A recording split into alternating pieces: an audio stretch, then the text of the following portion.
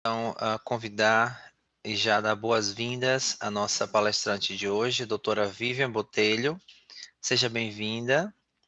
Hoje vamos falar aqui sobre a síndrome inflamatória multissistêmica pediátrica, temporalmente associada à COVID-19. A doutora Vivian, ela é médica pediatra, especialista em terapia intensiva e emergência. Ela é mestre e doutoranda em ciências de saúde pela UFBA e também diarista da linha de cuidados pediátricos do Instituto Couto Maia e Hospital do Subúrbio. Então, quero desejar a todos uma excelente atividade. Eu vou passar a palavra, então, para a doutora Vivian. Seja bem-vinda. Obrigada pela apresentação, obrigada a todos pelo convite. É sempre um prazer falar para a Secretaria de Saúde, da qual faço parte, trabalhando nos hospitais do Couto Maia e no Hospital do Subúrbio. Hoje a gente vai falar um pouco aqui sobre síndrome inflamatória multissistêmica pediátrica, temporalmente associada à COVID-19. Pode ser que em alguns momentos da aula eu fale, ao invés da sigla SIMP, que seria a sigla em português, eu acabe às vezes falando MISC, que é a sigla em inglês, mas é só para afirmar aqui que a nomenclatura adequada aqui no Brasil, preconizada pelo Ministério, é essa: síndrome inflamatória multissistêmica pediátrica, temporalmente associada à COVID-19.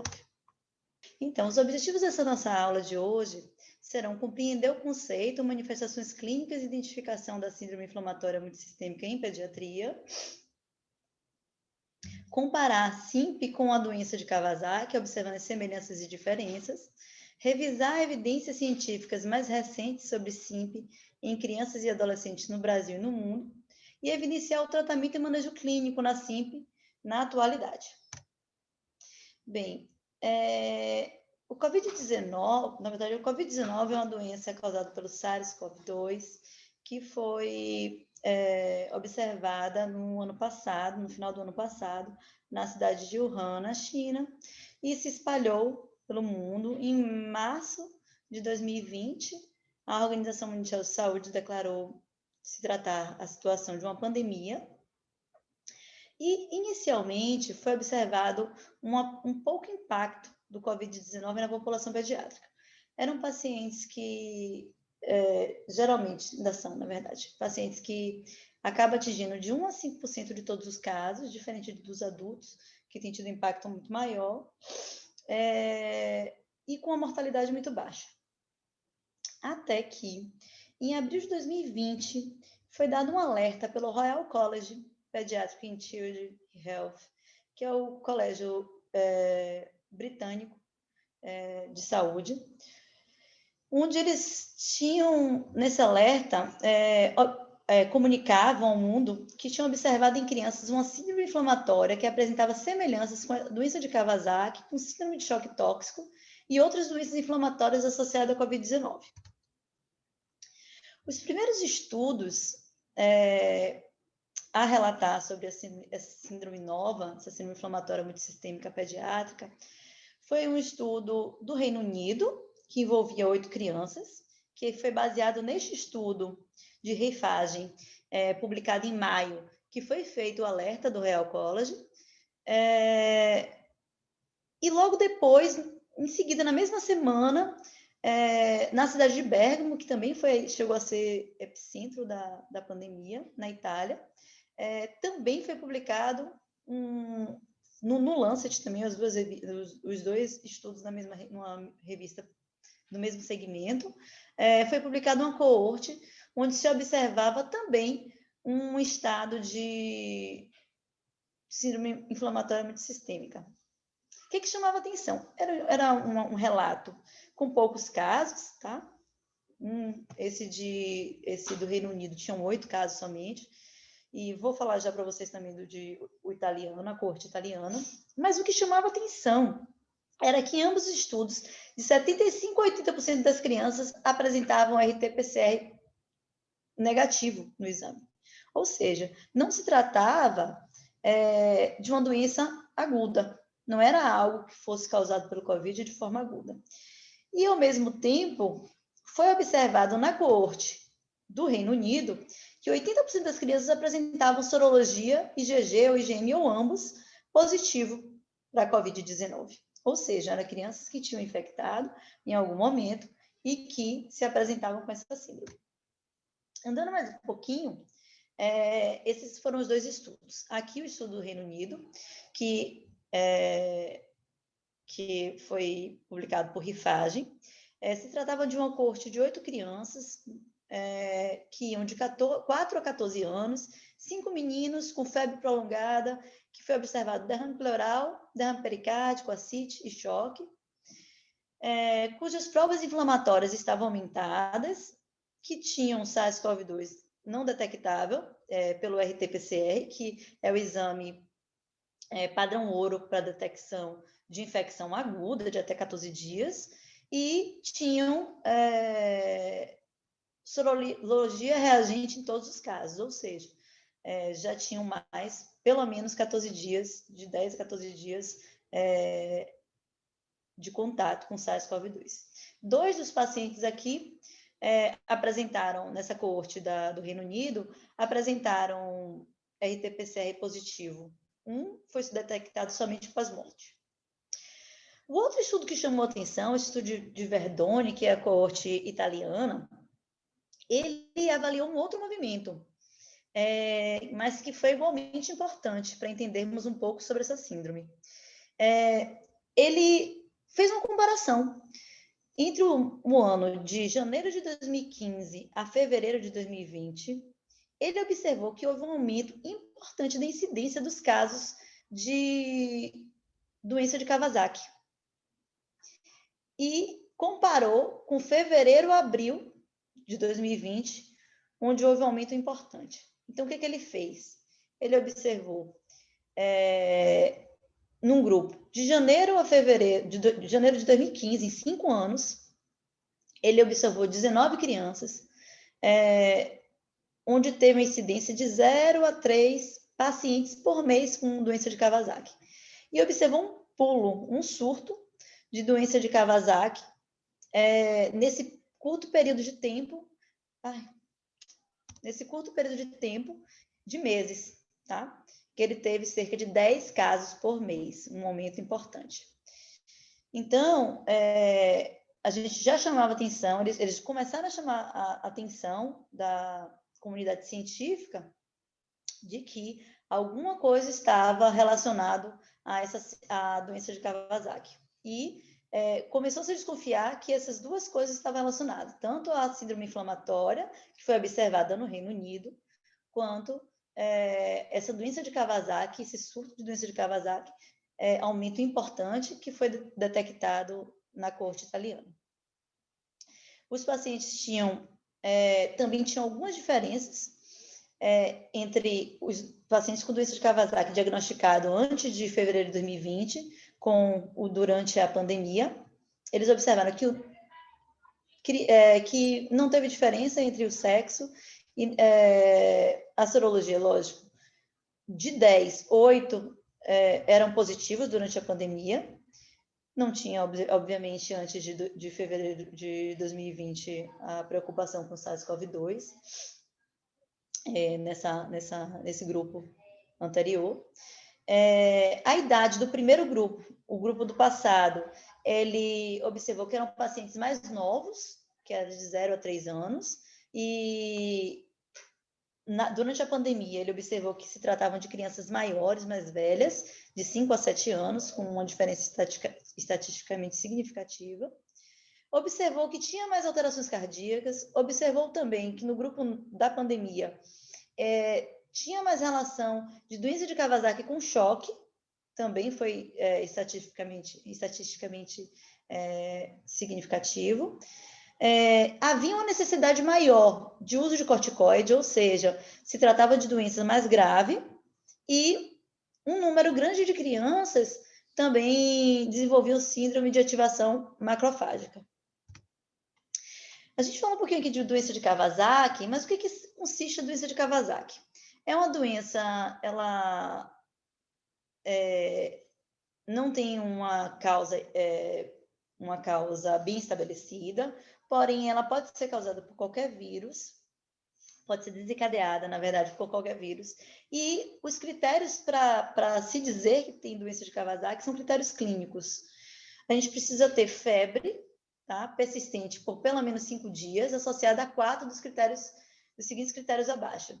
Alteração de lábios e cavidade oral, você pode ter eritema, como nessa figura aqui, um avermelhado, fissuras labiais, tá vendo? Essas feridinhas aqui. Pode ter hiperemia difusa de mucosa, às vezes fica com essa língua vermelha, ou língua framboesa e morango, são essas papilas gustativas aqui proeminente. A língua fica bem vermelha e as papilas ficam esbranquiçadas com aspecto de morango. Há também a possibilidade de ter hiperemia conjuntival, tá? Os olhos vermelhos. Alterações de extremidades, pode ser descamação, pode ser edema, tanto de mãos quanto de pés. Um exantema polimorfo, tá? Assim, muita caracterização. E pode haver linfadenopatia cervical, acima de 1,5, geralmente unilateral. No dia 15 de maio, isso foi em abril, como eu estava contando para vocês, esses 2 estudos, no final de abril, 27 de abril. No dia 15 de maio, veio então um alerta global sobre essa nova síndrome, que foi descrita como síndrome inflamatória multissistêmica na criança, MISC. O CDC americano publicou, a Organização Mundial de Saúde também publicou nesse mesmo dia, o CDC europeu também fez uma publicação alertando para esse risco e para que ficássemos atentos com essa nova doença que estava surgindo. Em 20 de maio, 5 dias depois, a SBP, a Sociedade Brasileira de Pediatria, também publicou uma nota.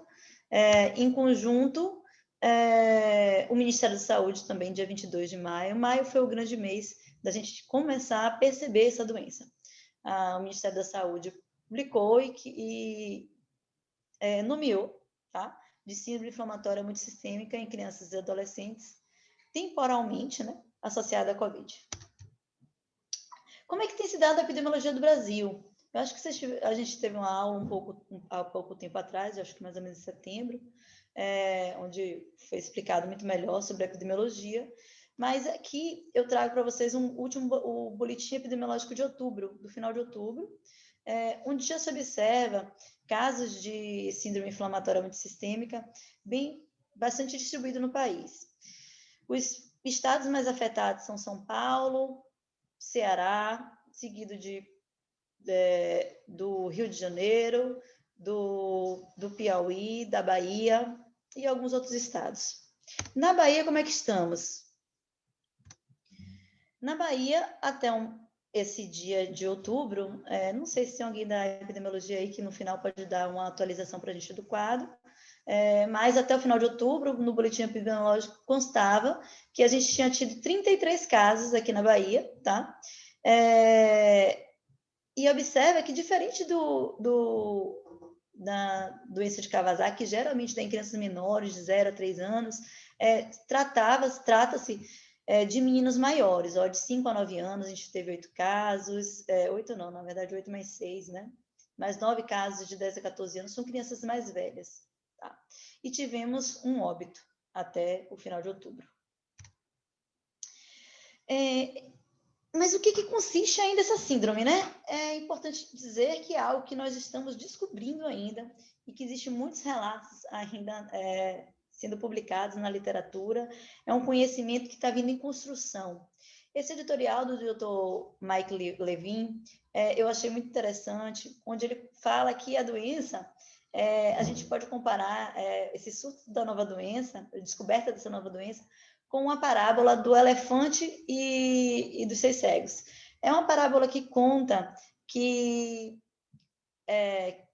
foram colocadas 6 pessoas cegas, vindadas, no caso, daqui da figura, vindadas, com um elefante na frente. E cada uma estava numa posição. Então, cada um interpretou de uma forma, né, uma parte do elefante. Então, para alguns aquilo ali era um muro, para outros era uma corda, para ali se tratava de uma árvore, outros uma cobra, e por aí vai. Isso também tem acontecido na síndrome inflamatória multissistêmica, porque ela se confunde com várias doenças, mas não se encaixa totalmente em nada que a gente já tenha conhecido na medicina. Então, o Dr. Mike Levin fala que o reconhecimento e a descrição de novas doenças frequentemente se assemelham à parábola dos cegos e do elefante, com cada um declarando que a parte do animal em que tocam a define totalmente. E daí a gente tem a nossa reprodução aqui, que tem várias partes, vários espectros de uma mesma doença. Então, ela pode se parecer com doença de Kawasaki, ela pode se apresentar com encefalopatia, ela parece ser uma doença multissistêmica, ela pode vir como um síndrome do choque tóxico, ela pode vir simplesmente com a febre alta, com provas inflamatórias elevadas, ou até mesmo com doença abdominal aguda. E daí, daqui, desse dia 15 de maio para cá, diferentes órgãos trataram de elaborar critérios definidores de SIMP. Todos eles baseados em 4 questões. Baseado nas manifestações clínicas e suas características, baseado nas provas inflamatórias elevadas, considerando o vínculo epidemiológico e excluindo outras causas. Eu trouxe para vocês 3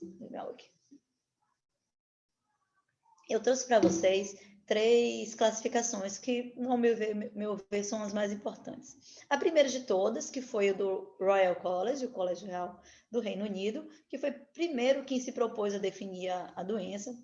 Nele, ele coloca como critério de definição de SIMP que é aquela criança com febre prolongada, que pode apresentar dor abdominal, sintomas gastrointestinais, conjuntivite, exantema, irritabilidade, inflamação e disfunção de órgão. Também se encaixa crianças com critérios da doença de Kawasaki, que aqui nesse caso pode vir completo ou parcial, pode não preencher totalmente aqueles 4 critérios, desde que ela tenha febre prolongada. Que haja também marcadores de inflamação elevados, daí ele pontua alguns marcadores principais, como neutrofilia com linfopenia, marcadores elevados de provas inflamatórias com proteína C reativa, dedímero, ferritina, interleucina 6. Pode vir também com hipobulimia. Ele pontua que os testes para SARS-CoV-2 pode vir positivo ou negativo, e desde que você exclua as outras causas. Então, observe que aqui ele leva um diagnóstico mais clínico mesmo, né? Já a classificação do CDC americano, ele é um pouco mais amplo. Aqui ele fala somente que é criança. Já no CDC ele até puxa mais um pouquinho para cima. Pacientes até 21 anos, ele considera. Com história de febre há mais de 24 horas, tem que ter o padrão da febre. Pode ser de 38 graus Celsius, ou apenas o relato dos familiares, mas aí ele fala que tem que ser somado. Evidência de quadro grave, com necessidade de hospitalização, envolvimento de múltiplos órgãos que são acima de 2, tá? Pode ser ou alterações cardiovasculares, ou alteração de sistema nervoso central, alteração renal, alterações hematológicas, tudo isso é considerado. Gastrointestinais, que é muito comum também, tudo isso é considerado, tá? Mas também evidência de laboratorial de inflamação. As mesmas provas inflamatórias, ele adiciona algumas que o Royal College não colocou, mas ele coloca também como possibilidade de se avaliar a inflamação. E aqui ele exige uma comprovação de infecção. Precisa ter o SARS-CoV-2 por RT-PCR positivo ou teste de antígeno, ou então a exposição a caso suspeito ou confirmado de Covid nas últimas 4 semanas. Ele coloca um prazo aqui e é preciso caracterizar. Isso no CDC dos Estados Unidos, tá? Ele também coloca aquelas crianças com critérios para doença de Kawasaki, se tiver critérios de SIMP, tá? Esses critérios aqui em cima. Ele também vai um pouco além, ele coloca para considerar também qualquer óbito pediátrico relacionado a SARS-CoV-2, já que a doença vinha se apresentando até então com sintomas respiratórios e leves em crianças, na população pediátrica, e exclusão de outros diagnósticos. Aqui, que eu acho que é a parte mais importante, na verdade, se vocês puderem lembrar de algo dessa aula, era disso que eu gostaria.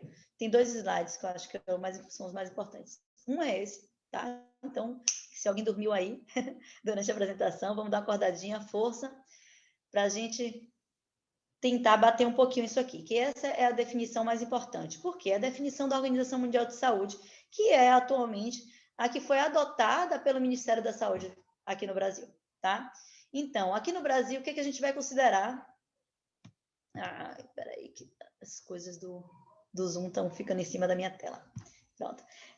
Para a definição desse caso preliminar. Então, a gente vai considerar caso que foi hospitalizado ou óbito, observe que assim como o CDC americano, ele coloca que qualquer criança que tenha ido a óbito, a gente tem que avaliar se não se trata de SIMP. Então, a gente vai avaliar, para considerar, a gente vai considerar paciente que tenha febre elevada, considerando 38 graus, e persistente, acima de 3 dias, ela coloca um prazo, em crianças e adolescentes de 0 a 19 anos de idade. Aqui eu faço um parêntese, que todos os guidelines até então, todos que definiram o SIMP, têm colocado que é uma doença exclusiva da infância. No entanto, já existem relatos na literatura de SIMP em adulto. São raros, mas já são relatados também. Então, paciente que tenha febre elevada, criança com febre há 3 dias pelo menos, e que tenha pelo menos 2 dos seguintes sinais e sintomas. Ou uma conjuntivite não purulenta, erupção cutânea bilateral, sinais de inflamação cutânea, oral, mãos e pés. Olha como isso se parece um pouco com a doença de Kawasaki, que a gente olhou um pouco lá atrás. Pacientes que fazem hipotensão arterial ou choque. Pacientes com manifestações de disfunção miocárdica, pericardite, valvulite ou normalidades coronárias. É importante a gente colocar que na SIMP há um forte achado de insuficiência cardíaca por falência de VE, tá? Mas também você pode achar, como tem na doença de Kawasaki, anormalidades coronárias com dilatação e aneurismas, tá? Mas marcadores de inflamação elevada, então a gente tem que ter um dos dois, tá? Tem que ter pelo menos 2 desses 5 critérios aqui. Então, é uma criança que chegou com conjuntivite e está hipotensa, e está com febre, ela já se encaixa nesses critérios. Ou a paciente que veio com diarreia, veio na UPA, com dor abdominal, mas está com uma conjuntivite ou está com alterações de mãos e pés, então tem que observar com bastante atenção. Que tenha marcadores inflamatórios elevados, como VHS, PCR ou procalcitonina, entre outros. Afastada, que a gente afasta qualquer outra causa de origem infecciosa óbvia de inflamação, incluindo sepse bacteriana, né? As infecções urinárias em crianças, estafilococcías ou streptococcías, tá? Que não confunda com síndrome de choque. Que também tem a evidência de Covid-19. Aqui eu acho interessante porque é colocado de uma maneira mais abrangente, que fica mais adequado para um país como o nosso, que tem tantas diferenças de recursos em determinadas áreas, a depender da área geográfica. Então, ele não exige aqui que haja uma evidência de Covid num exame específico. Pode ser somente história de contato com caso de Covid. E nem precisa ser um contato comprovado. Então, se tratando de uma pandemia como nós estamos, pode ser qualquer um. Certo? Um comentário adicional que ele coloca, que pode ser incluído crianças e adolescentes que preenchem critérios totais ou parciais para síndrome de Kawasaki ou choque tóxico, com evidência de infecção pelo SARS-CoV-2. Certo? Então, essa telinha aí, quem quiser fazer o print, tirar foto, ela é a mais importante dessa aula. Então, já em agosto, surge uma nova notificação do Ministério da Saúde, colocando a SIMP no Brasil como notificação obrigatória, tá certo? Designada pelo Ministério da Saúde. Então, desde agosto, ela se tornou de notificação compulsória. E, se não necessário, identificar todos os casos acontecidos, mesmo os pregressos e retrospectivos. O ideal é que seja preenchido pelo médico assistente, porque ele vai ter, provavelmente, maiores dados, mas não é uma obrigatoriedade. O preenchimento da ficha online está disponível de forma neste site aqui, pela REDCap. A comunicação, deve haver a comunicação direta para o Serviço de Vigilância Epidemiológica de referência da sua região. Não esquecer de notificar os casos retrospectivos, porque como a gente só veio tomar noção dessa doença em maio, aqui no Brasil em março, né, aqui na Bahia especialmente em março, no Brasil até fevereiro já em algumas áreas já tinham ocorrendo, mas aqui na Bahia mais em março é que a gente começou a se mobilizar e observar os primeiros casos. E lembrar também que qualquer óbito pediátrico relacionado a SARS-CoV-2 deve ser também notificado como SIMP. Tá? Aqui eu trago uns estudos dessas primeiras publicações que, ao meu ver, são bem interessantes. Elas confirmam os achados iniciais, tanto da coorte italiana quanto da coorte britânica, para o diagnóstico de SIMP. Esse estudo aqui, de Feldenstein, é um estudo multicêntrico, é uma das maiores, até o momento, é uma das maiores coortes analisadas nos Estados Unidos. É um estudo multicêntrico que envolveu 26 estados americanos, onde foi observado a SIMP em 186 pacientes. A mediana de idade foi 8,3, observe um pouquinho mais alto, tá vendo, do que geralmente é a Kawasaki. Nessa coorte foi observada que 73% desses pacientes eram previamente rígidos, ou seja, diferente do que a gente vinha observando no COVID em crianças, que geralmente pacientes com comorbidades que vinham apresentando necessidade de internamento, alguma necessidade de intervenção, aqui não. Aqui se tratam de crianças previamente rígidas, sem nenhuma comorbidade, não tinha uma associação. 92%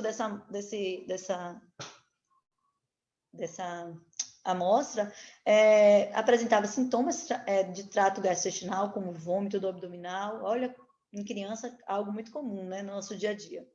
E 80% também apresentavam sintomas cardiovasculares. 76% alterações hematológicas, 74% alterações cutâneas, 70% respiratórios, 40% tinham critérios de doença de Kawasaki. Dessa amostra de 186 pacientes americanos, 80% necessitou de internamento de UTI. É uma amostra, dentro das outras amostras que a gente tem de outras populações, tem sido até um pouco alta, tá? Geralmente a gente tem observado mais baixo. 20% desses pacientes de SIMP precisaram de ventilação mecânica e houve 2% de letalidade, observando que é uma doença rara ainda, tá bom? Não é comum, a gente não vai achar a todo momento, e que tem uma letalidade muito baixa também. Porém, é necessário que a gente esteja atento todo o tempo, tá? Para tentar, mais precocemente possível, diagnosticar e encaminhar esses pacientes adequadamente. Nesse estudo também traz uma coisa que eu achei muito interessante, que é a relação temporal, que até então a gente não sabia como é que se comportava. Então, aqui, observe, aqui são o número de casos de COVID, tá? Diagnosticados de COVID, a porcentagem de testes positivos nos Estados Unidos, e aqui é a proporção de casos de MISC. Então, é lógico que não está na mesma escala, tá? Aqui para cá é a porcentagem de teste positivo, e aqui para cá o número de casos de MISC, porque não foi maior, não, o número de casos de MISC do que o número de testes, tá? Então, aqui traz uma coisa muito importante. A gente começa a observar aqui, ó, o pico aqui, a curva se assemelha. 14 dias depois, aqui em 5 de abril, tá vendo? Cerca de 14 dias depois, a gente observava o reflexo desses aumentos de número de casos. Então, aqui começa, aqui também começa, tá vendo? 14 dias depois começa a MISC a aparecer, PINS, enfim. Aqui o pico, a gente, de síndrome inflamatória, de testes positivos, aparece. 14 dias depois, a gente observa o pico também da síndrome inflamatória multissistêmica. Então, tá aí uma relação entre tempo, né? Que mais ou menos 4 semanas. Aqui eu trago também para a gente um estudo daqui do Brasil, que nós do Instituto Couto Maia participamos, aqui na Bahia a gente participou dessa amostra, que é um estudo também multicêntrico, que envolve 17 UTIs de 5 estados. Aqui na Bahia também o Martagão de Esteira também participou junto com a gente, que é o outro hospital que está bem, que também está à frente dessa frente Covid, junto com o Hospital Couto Maia. Foi um multicêntrico de 17 UTIs, envolvendo 5 estados, onde foram observados 56 pacientes da nossa amostra aqui brasileira. A mediana de idade foi de 8,3, indo de 2,4, intervalo interquartil de 2,4 a 10 anos, onde foi observada 26 pacientes com doença de Kawasaki, 16 com doença de Kawasaki incompleto, 10 com disfunção cardíaca, 3 com síndrome de choque tóxico e 1 com síndrome de ativação macrofágica. Nesse nosso estudo foi observado 20% de comorbidades, tá? Diferente do estudo lá, na verdade não, é parecido, porque lá eles tiveram 76% dos pacientes rígidos, e aqui a gente teve quase 80% dos pacientes com SIMP eram previamente rígidos, ou seja, a comorbidade não é o grande problema dessa síndrome, tá? A gente observou também que 71% dos pacientes têm sintomas de trato gastrointestinais, como vômito do abdominal, diarreia, 59% tinham choque, menos de 20% tinham sintomas respiratórios graves, ou seja, é uma doença que vem se diferenciando do Covid clássico que a gente começou a conhecer no início de março aqui. Laboratorialmente, 80% das crianças tinham aumento do dedímero e quase 75% tinham aumento também de marcadores de disfunção cardíaca. 11% precisou de ventilação, um só paciente foi a óbito, tá? Então, mais uma vez mostrando a taxa de letalidade baixa, foi 1,8% dessa nossa amostra. E no tratamento foi utilizado imunoglobulina em 89% dos casos, corticoides, antibióticos e enoxaparina em cerca de 50% dos casos, além de Tamiflu e antifúngicos, aí menos de 10% dos casos, foi pouco frequente. Mais uma vez voltando, só para a gente lembrar da doença de Kawasaki, das principais características clínicas, tá? Febre para pelo menos 5 dias, associado a alteração de lábio, cavidade oral, hiperemia conjuntival, alteração de extremidades, exantema polimorfo e linfadenopatia. Mas, como eu disse a vocês, a gente vinha observando um Kawasaki um pouco diferente do que a gente vinha acostumado na nossa prática clínica, que é uma doença bem conhecida e bem estabelecida, especialmente na pediatria. Vinha um pouco diferente. Esse estudo aqui fez uma comparação bem interessante entre pacientes com Kawasaki agora, com síndrome inflamatória multissistêmica agora, e doença de Kawasaki clássica, que era o que a gente estava acostumado. E aponta as principais diferenças, tá? Então, no geral, na SIMP, as crianças são maiores, são mais velhas. Você observa também na SIMP uma neutrofilia mais acentuada, provas inflamatórias mais exacerbadas, então proteína C reativa está mais estourada, ferritina mais alta, troponina mais elevada. E você observa um número menor, menos impacto, aumento, mas não tanto, uma redução. Uma redução de linfócitos, então linfopenia é uma característica clínica também que é observada no SIMP.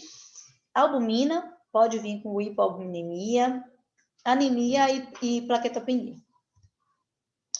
As principais alterações cardiovasculares descritas na SIMP são hipotensão e choque secundário à disfunção de VE, é muito importante, muito proeminente, diferente de doença de Kawasaki, que a gente não observa tanto, é muito mais proeminente essa observação da disfunção de ventrículo esquerdo, que chega nas amostras de 20% até 100% dos casos nas coortes analisadas nesse estudo de revisão. Pode acontecer também dilatação na urina de coronárias, assim como doença de Kawasaki, em torno de 6% a 24% dos casos, e cursando também, possivelmente, com arritmias, de 7% a 60% dos casos. Lembra que eu falei que tinham 2 slides que eu gostaria que todos lembrassem? O primeiro foi aquele, a definição da Organização Mundial de Saúde, e o outro é esse aqui, tá?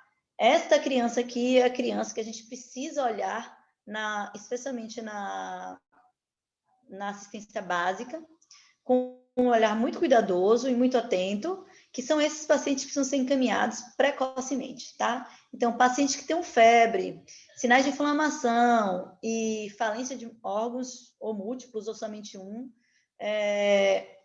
excluindo outras causas, que pode ter SARS-CoV-2 no teste, um teste rápido que tenha feito, no RT-PCR, pode ser positivo ou pode ser negativo, não tem problema.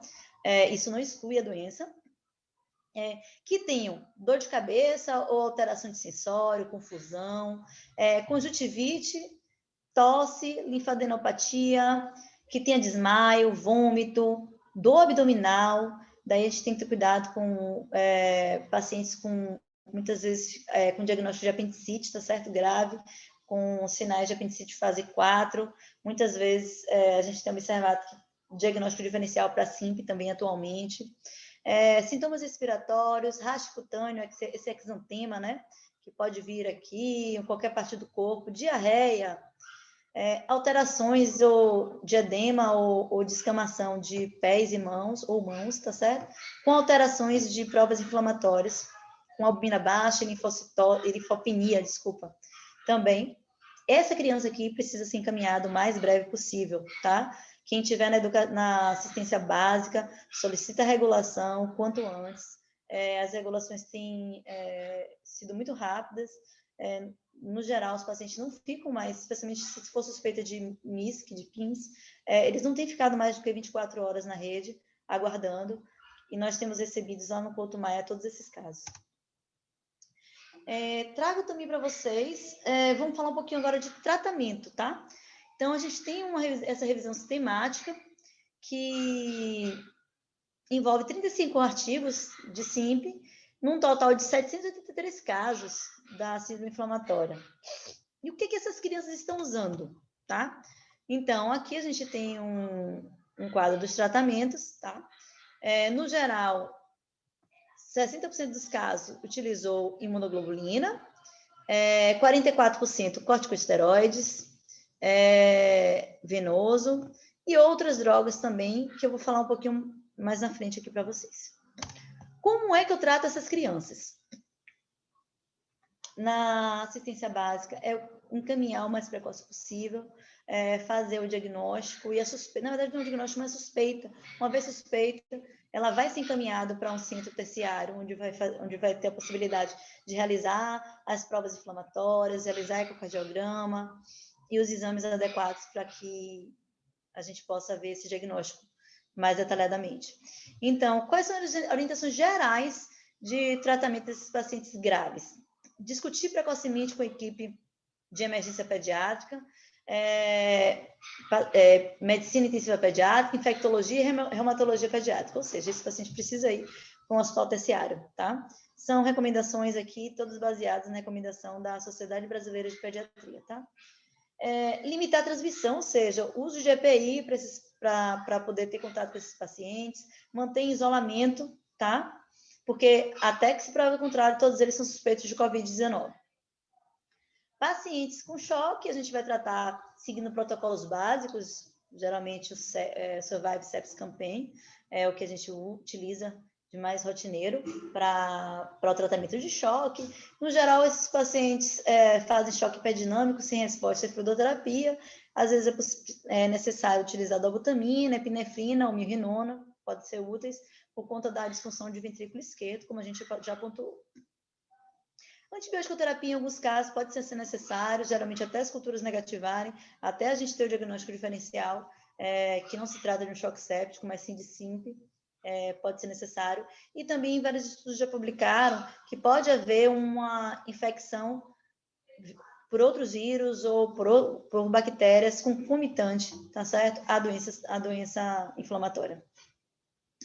Pacientes com doença de Kawasaki, parcial ou completa, a gente tem utilizado imunoglobulina venosa na dose de 2 gramas por quilo, infundida de 8 a 12 horas, e AS numa dose anti-inflamatória. Para pacientes com sinais persistentes de inflamação ou alteração coronária que não respondem bem a imunoglobulina e o uso de AS, a gente pode tentar lançar a mão dos glicocorticoides, tratar em todos os pacientes arritmias, fazer avaliação sequencial da função cardíaca através de ecocardiograma, através de marcadores de prova de função cardíaca. E alguns é necessário também suporte ventilatório até ECMO. Aqui na Bahia a gente não tem, no SUS, ECMO para criança, mas no mundo tem se relatado necessidade. Outras terapêuticas para pacientes graves, que a gente pode ser utilizado também, como eu falei, os corticoides, tá? Tem um melhor efeito nos casos de doença de Kawasaki, síndrome de ativação macrofágica, ou pacientes que tenham que a gente chama de tempestade de citocina, que ela é inflamação exacerbada. Pode ser utilizado metilprednisolona de 1 a 2 mg por quilo venoso, ou até mesmo, em alguns casos, onde a gente não dispõe de imunoglobulina, fazer pulsoterapia com 30 mg por quilo dia para pacientes com choque. A aspirina, o AS, em pacientes com doença de Kawasaki, é utilizado na fase aguda, inflamatória, de cerca de 50 a 80 miligramas por quilo dia, e após resolução 24 horas a febril, a gente reduz essa dose para 3 a 5 miligramas quilo dia, que deve ser mantido por até 8 semanas, ou até uma reavaliação com ecocardiograma, apresentando normalização de coronárias para aqueles que tiveram alteração coronariana na fase inicial. Enoxaparina e heparina também têm sido utilizadas em alguns casos específicos. Existe também várias outras medicações que são controversas ou consideradas de terceira linha. O Remdesivir tem sido utilizado nos países do norte, porém, até o momento, ainda não há nenhum estudo mostrando, evidenciando sua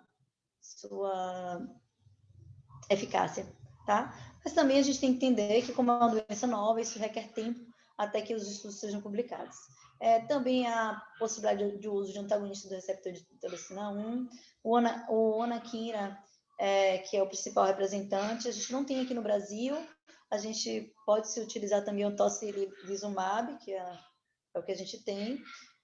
Também terapia com plasma de convalescente tem sido realizados estudos, mas nada ainda bem estabelecido e ainda tem sido um assunto bem controverso. Para finalizar, no tempo aqui que a gente tinha combinado, dentro do momento, eu deixo aqui as orientações da força-tarefa do Royal College, que é quem faz essas recomendações. É baseada nisso que eu coloquei essas recomendações anteriores de tratamento. É colocado que nessa força-tarefa, para tratamento, para uns estudos de tratamento da SIMP, a necessidade de mais ensaios clínicos randomizados, tá? Porque a gente tem colocado, é o que a gente sempre fala, a gente está descobrindo as coisas ao longo do surto da doença, né? A gente tem ainda aprendido a reconhecer a doença e todos os seus espectros, que é multifacetado. Que a gente costuma falar, tô rodando e trocando a roda ao mesmo tempo, né? A gente está rodando e trocando a roda ao mesmo tempo. É isso que a gente está fazendo. Então, mais ensaios clínicos randomizados são necessários para a avaliação dessas medicações que estão sendo utilizadas. É necessário mais ensaios clínicos. Por outro lado, muitos países estão com grande demanda, como aqui a gente no Brasil ainda está com uma grande demanda, e a gente precisa de respostas, né, para o que a gente está fazendo. O Royal College coloca também, essa força-tarefa também coloca que aproximadamente 1.000 crianças já foram tratadas na forma Best Guess, que é a forma onde não está ainda estabelecido na literatura, porém é feito da forma do bom senso. E fala também da necessidade de estabelecimento de protocolos nas unidades para a utilização dessas medicações, e coloca também que muitos países têm restrição de recursos para a utilização de gama-globulina, albumina e imunobiológicos, algo que precisa ser pontuado ao se liberar um guideline, tá certo? Era somente isso que eu tinha para passar para vocês. Estou aqui aberta, à disposição para qualquer dúvida que tenha ocorrido. Muito obrigado, doutora Vivian. Tivemos algumas perguntas aqui ao longo da apresentação. Vamos dar início a esse momento agora. E aqueles que desejarem tirar mais alguma dúvida, fazer algum comentário, aproveitem esse espaço, pessoal, e podem colocar aqui no bate-papo os questionamentos de vocês. Só uma coisa, você pode me falando das perguntas? Porque eu não tenho condição de ficar olhando aqui todo... Sim, muita sim, coisa. vou fazê-las agora. Muito obrigada, agradeço. Por nada. A Luciana Monteiro, ela colocou os dados atualizados aqui, ela informa que os dados do SIMP na Bahia, até a data de 27 de novembro, são 41 casos confirmados e 3 óbitos. E a Margarete fez aqui a pergunta, se os óbitos foram em pacientes com que idade e se tinham comorbidades. Agradeço a Luciana, a atualização dos dados, é super importante. A pergunta de Margarete, ela se refere aos dados epidemiológicos aqui da Bahia? Eu não vou saber responder, porque talvez Luciana possa responder, que ela está na posse dos dados. Não sei dizer de quantos pacientes faleceram aqui na Bahia e a característica desses pacientes. Precisaria olhar a amostra. Talvez Luciana estiver com o microfone aberto. Acredito que sejam os que foram da apresentação, não? Da nossa... É porque eu apresentei alguns estudos, eu precisava saber qual era. Da nossa amostra okay. aqui na... Oi? Pode falar. Da nossa amostra aqui do Brasil, aquele estudo onde o Instituto Couto Maia fez parte, junto com outros estados, 17 estados, 17 UTIs, a gente só teve um óbito. O paciente não tinha comorbidade. E eu não sei te dizer a faixa etária dele, não, mas posteriormente eu posso estar colocando isso para você, Margarete. Agradeço a sua pergunta. A Luciana, ela colocou aqui que um do sexo feminino com 7 anos, com doença neurológica, e 2 do sexo masculino, um de 9 anos, sem registro de comorbidade prévia, e 1 ano com imunossupresso. E tem mais uma pergunta aqui da Margarete. A dose de imunoglobulina máxima é quanto? Caso seja adolescente, qual seria a dose? A gente tem feito doses altas mesmo. A gente calcula 2 gramas dose até paciente de 60 quilos, que seria o peso ideal. Dá litros, quase litros de imunoglobulina. Mas na literatura não há um teto máximo, não. E é assim que a gente tem feito no Instituto Couto Maia. A Jamile pergunta se tem estudos sendo realizados no Couto Maia, além do que já foi mencionado na apresentação. Obrigada pela sua pergunta, Jamile. Temos diversos estudos. Eu só tenho conhecimento maior da linha pediátrica, né, que é a minha área. Existem vários estudos de adulto, mas da linha pediátrica a gente tem diversos outros estudos a serem publicados, que envolvem várias questões do COVID. Desde estudos que vão do impacto ao profissional de saúde, impacto na família, estudos que avaliam a síndrome inflamatória multissistêmica, além desse que foi publicado no mês passado, na parte genética, existe uma comparação de COVID com outras síndromes outras doenças respiratórias. A gente tem muitas linhas de pesquisa. Sem mais perguntas até o momento. Pessoal que ainda quiser trazer algum comentário, aproveitem, pode colocar aqui no chat. Enquanto isso, desde já quero agradecer a doutora Vivian pela excelente apresentação. Eu que agradeço a todos vocês. Estou à disposição. Caso surjam novas dúvidas, podem entrar em contato através da CESAB mesmo, e podem me chamar sempre que tiver sobre esse tema, que é um prazer enorme poder divulgar e compartilhar esse conhecimento.